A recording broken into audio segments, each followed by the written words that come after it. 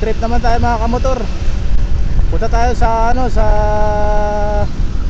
opisina ng Motorstar.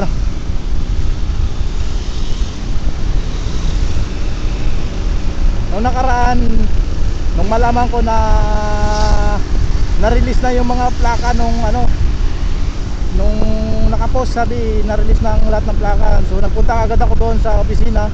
Nakuha ko na rin yung aking plaka, pati yung ano na, yung copy ng ORCR. Ganun lang naman tayo eh. May obligasyon din tayo minsan mag-follow up. Huwag po tayo maging pabaya na i-rereso natin na walang plaka.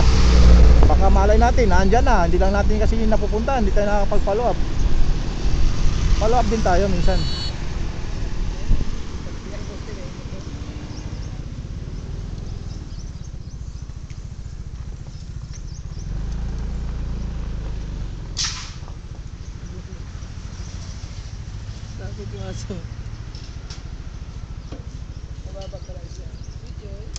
Okay.